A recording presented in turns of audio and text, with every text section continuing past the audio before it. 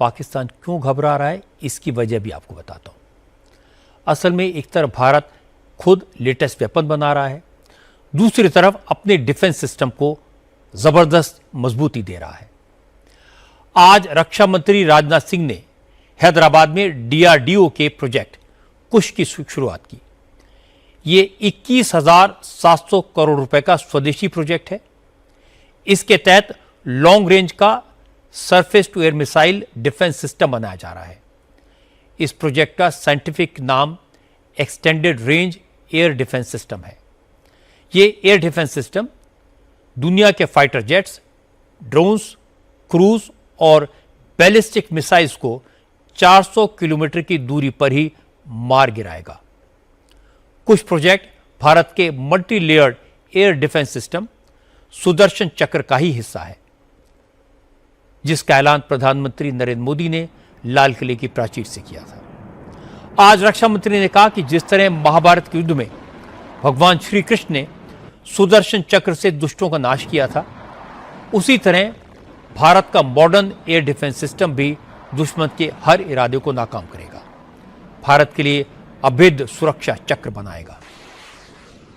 सबसे powerful weapon यदि भगवान कृष्ण के पास कोई था तो सुदर्शन चक्र था, और अब उसी प्रारूप में मिशन सुदर्शन चक्र आधुनिक भारत का एक multi level missile defence system बनने जा रहा है।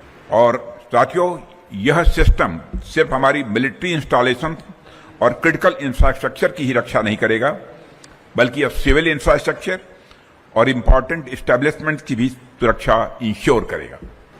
जैसे सुदर्शन चक्र का उपयोग बचाव के साथ साथ अन्याय का नाश करने के लिए भी हुआ था, वैसे ही जरूरत पड़ने पर यह सिस्टम भी एक बहुत ही डिसाइसिव डिफेंसिव पंच देने की क्षमता रखेगा, ऐसा मेरा विश्वास है। वार लाइक सिचुएशन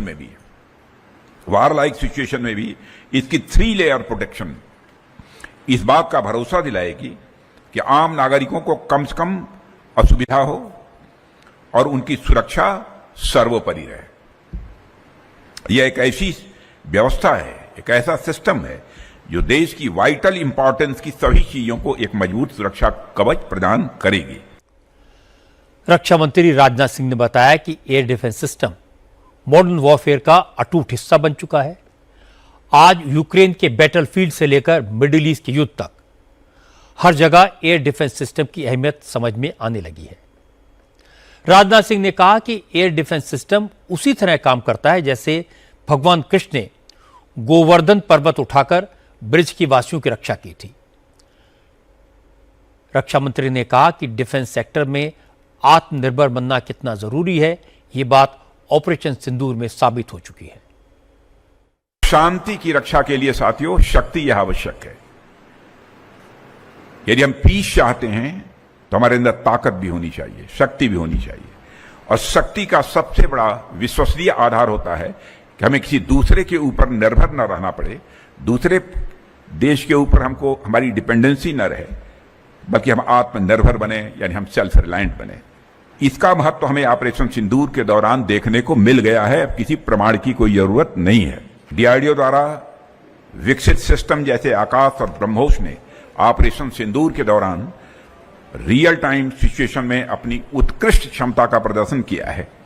इन सिस्टम्स की सफलता ने यह सिद्ध कर दिया है कि भारत आज ग्लोबल डिफेंस टेक्नोलॉजी इकोसिस्टम में कंपीट करने की क्षमता भी रखता है। जैसे द्वापर युग में आपने पढ़ा होगा, द्वापर युग में गोवर्धन पर्वत ने पूरे ब्रज की रक्षा की थी, वैसे ही हमारे एयर डिफेंस सिस्टम ने उस दौरान पूरे क्षेत्र को एक सुरक्षित अम्ब्रेला प्रदान किया था। और ये सिर्फ हमारा ही अनुभव नहीं है। आज मिडिल ईस्ट के कॉन्फ्लिक्ट जोन में भी आप देख रहे हैं कि जब एक दूसरे पर हमले हो रहे हैं तब एयर डिफेंस की कितनी वाइटल रोल सामने आ रही है। भारत की बहादुर सेना ने ऑपरेशन सिंदूर के दौरान पाकिस्तान में जिस तरह की तबाही मचाई, उसका डर आज भी जनरल मुनीर को सोने नहीं देता। लेकिन भारत की सेना कभी अपनी जीत पर इतराई नहीं, बल्कि उसने तो इस बात पर ध्यान दिया कि ऑपरेशन सिंदूर के दौरान कौन कौन सी गलतियां हुई, कहां कहां कमियां रह गई। अब एक एक करके इन खामियों को दूर किया जा रहा है। ये प्रधानमंत्री की दूरदृष्टि, मजबूत इरादे और सेना को आत्मनिर्भर बनाने के संकल्प का नतीजा है।